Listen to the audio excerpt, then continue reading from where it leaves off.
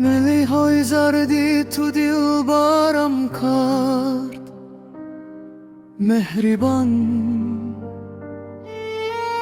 دلی دیوانه با تو بستم من مهربان. ای جدایی مرگ است ولی از مرگ سخت‌تر، نبینی رویت رو میسوزم من مهربان.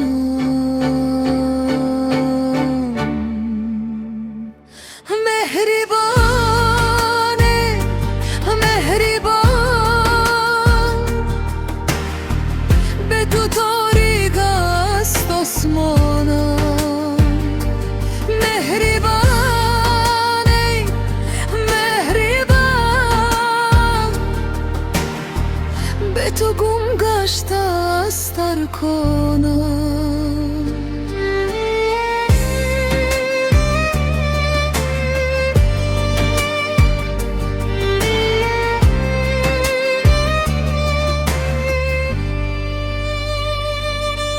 چون یار تویم قلم از دست می افتد، عقلم پریشان نگاهم تر می گردد.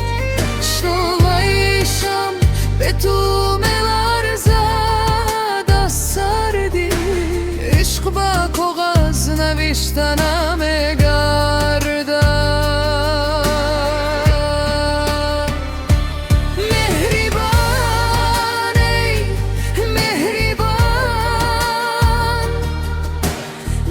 تو در لب و در جانم، مهربانه مهربان، به تو خاموش است آوازم.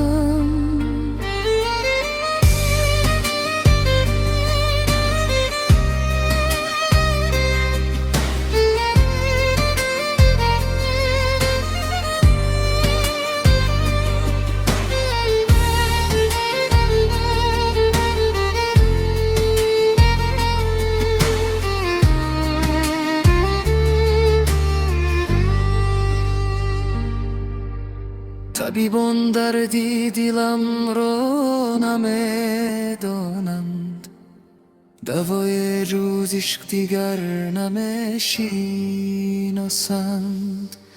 هر چیز روزه با پایان میرسد، اما عشق را دوده نمیگذارد.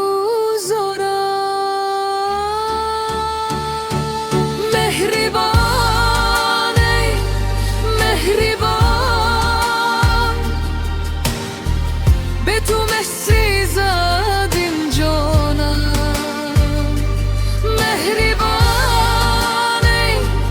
مهربان، تو ابد با تو ست درمان.